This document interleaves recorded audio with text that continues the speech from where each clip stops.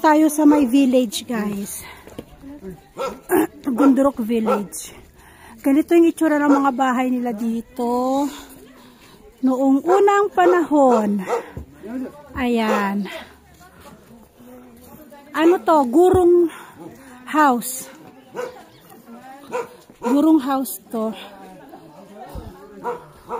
Up and down ang mga gurong house. Up and down ang mga bahay nila.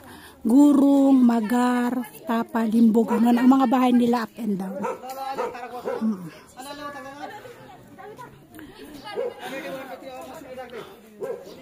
Dito, mas kita siya, mas malapit yung Himalayan Mountain. Ito, guest house. Oh, may heater sila dito, oh. May heater. Ang lamig. Ang lamig ng tubig doon, sa amin. Yeah, libutin natin yung kanilang village. Village house.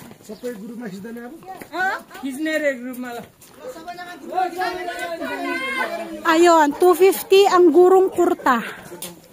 250 ang rent sa gurong kurta. Kung gustong magano si Julie. Nagano sila Julie, suot sila ng gurong kasama niya Siliana noon. Maganda ng mga bulaklak, ang ganda. Ito, takaw tingin, red.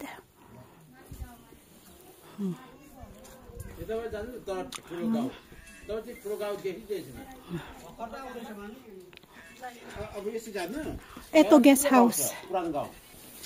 May heater sila.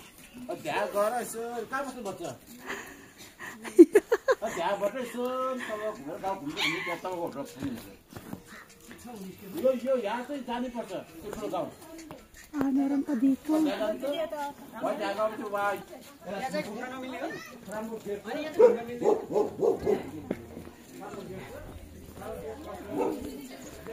Restricted access in-house guest only. No, anak ko. Guest house pala to. Guest house na yan. Snowland! Yeah, Snowland. Snowland, mas malapit siya dito, Let's go. Maglalakad na naman tayo. Yeah, this one homestay. Beautiful? Yes. This is Gurung house. Gurung house. Maglalakad na naman tayo. Doon daw, meron daw doon. Tara. Karin natin. Look. We will go down. Walk properly. Slowly. Walk is slowly. At Slowly walk. At pababa siya. Kanina paakyat, ngayon pababa naman. Slowly, anak ko. On the side.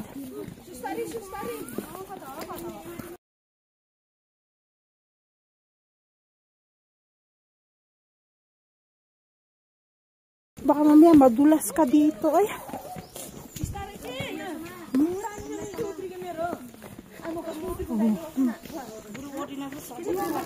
Doon sa baba. Chiplo. Slowly, Asher. You may slide, Asher. Slowly. Asher. Itong kanilang national flower, guys. Yung red. Asher.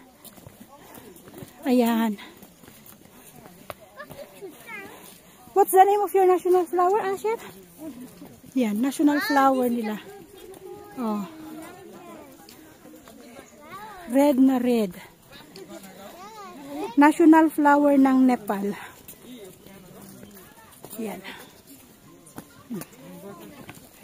Also national tree. That one. Look.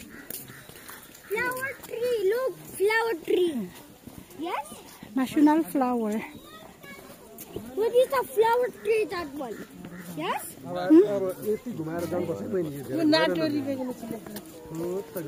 Yan yung isang village na sinasabi nila o napupuntahan. Village. Yeah, village. It looks like... That's the village. Gurong houses. Mommy, Oh, just leave it like that. यसमा चढेर पुऱ्याइदिन्छ कि अब ताल्छ माथि त सक्दैन होला चढ्नु Ayan, dyan. Sa baba.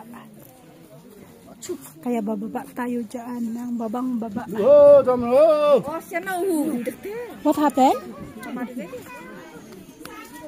Ah, may ano oh. Ayan. Horse, sorrow. Donkey. Not donkey, horse. Asha, look horse. Did you see? You can ride in there and take picture. They will ask for the same for the hotel.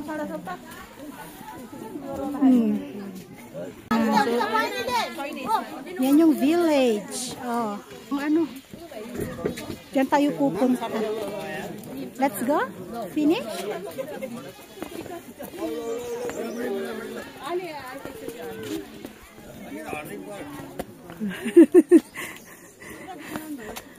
Pahirapan mamaya nito pag akyat ay baba na naman, tapos akyat na naman. Oh. Gurong. You want to wear the dress? 250. No problem. Julie said 250. Sayang si Tonton no, nakatulog. Hindi man lang siya nakasakay sa horse. Village, yes. This is the village. We will go there. Ganito ang bubong ng bahay dito sa Gandruk, guys. Oh. Gawa siya sa bato. This one even too much. Galing siya sa bundok na ginawang tiles ng bubong. This one even too much hard time. Not gonna make inside the room in the house. Hard. Like that. This one is stone. If ever. Ang tawag daw nila dito ay Macha Pusre Himal. Gawa nun. Buntot ng isda. Shape siya na buntot ng isda. Kaya itong buong to Macha Pusre Himal daw. Yan. Yeah. Hotel Gandagun. Kape-kape tayo. Tinapay. So yan guys, magkape muna tayo. Nag-tea kami doon, pero dahil sa haba ng nilakad at inakyat namin, you want coffee? This one is coffee. Papa, this one coffee or tea? The same with this one, anak ko. Sayang si Tonton tulog. Para makapagpa-picture din sana siya sa may sa may horse. What? We will go now? We will go now? So, nandito na nga tayo guys sa may gate ng kanilang Gandruk Cultural. Anong tawag yan? Basta yan yun, cultural heritage siya. At syempre, voice over ulit tayo. Gawa ng may tugtog at merong nagsasayaw dito. Sila ay mga nakadamit na mga gurong dress at saka sa mga lalaki at babae. Yan, at saka meron ding museum dyan sa loob. Papasukin natin mamaya yung museum guys. May bayad 50 rupees kapag local, pero kapag foreigner ay 100 ang bayad nila. O di ba? Kumikitang pangkabuhayan. Malang singil nila dito kapag foreigner ka talaga. Pero 50 lang yung local talaga na bayad dyan. So yun nga, yan. Picture. Yung mga iba nagsuotan ng gurong dress at yun, siya, 200. Siguro mahal ang singil nila doon kay Julie dati kasi foreigner si Julie nga. Pero sa kanila kasi 200 ang singil sa dress guys. Sabi ni Asis kung gusto ko daw, ayaw ko kasi nga merong tonton, ay merong asher, hindi ko magamay yung aking pagsusuot ng ganyan. Hindi ko madala yung pagsusuot ko ng gurong dress, lalo kapag meron akong asher. At tingnan nyo naman, napakagandang kanilang bulaklak. Hindi bulaklak, ano bang tawag dito? Nakalimutan ko, pero ang ganda tingnan nyo, oh. Buhay na buhay sa malamig na lugar yung mga ganitong klase ng halaman. Ayan. Ayan, dyan kami nagbayad ng 50 rupees para sa entrance. Museum, kung saan makikita mo dyan, nakadisplay yung gamit ng mga gurong sa fishing. At madalas sa kanila pala ay hindi sila Hindu, kundi Buddhist pala. Ang karamihan sa mga gurong ay Buddhist at hindi sila Hindu.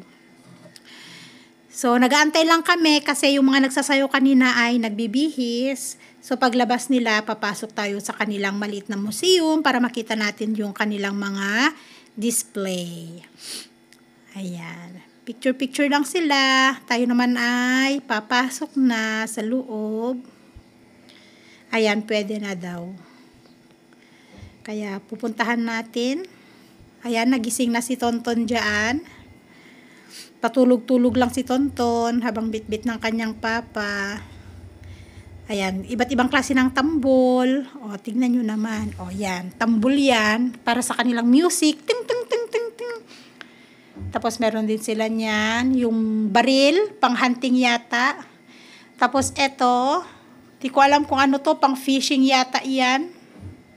Di ko alam kung ano man naka-display. Pero meron silang banig, guys. Meron din tayong banig. Meron din silang banig.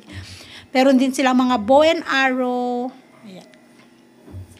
Yan yung mga nakadisplay sa kanilang museum. Mga gamit nila noong unang panahon at yung mga tao noong unang panahon na nakatira sa village na ito, guys. Ayan, oh, Buddhist sila. Hindi sila Hindu. Ayan. Yan yung mga sinaunang tao dito sa village. Sabi ni Asis. Sila daw yung mga tao dito sa village noon.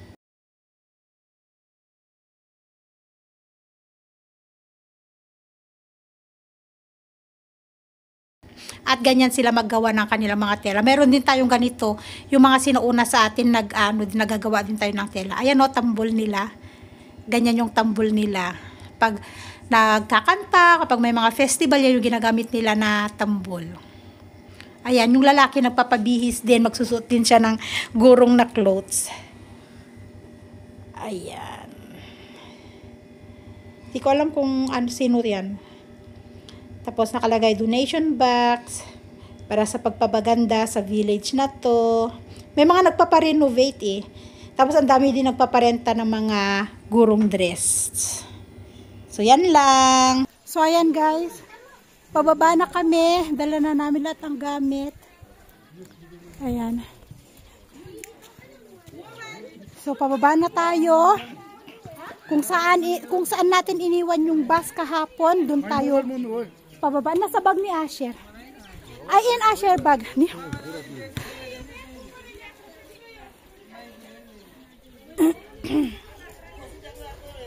May bus park pala dito kaso kaya naman kami naglakad. Bawal umakyat ang bus at ginagawa nilang daanan. Kaya kami naglakad. Pero ayan, pababa na tayo. Pabalik na tayo sa baba. So yun yung naging adventure natin dito sa Gandruk, guys. See you in our next vlog, everyone. Bye and God bless us all.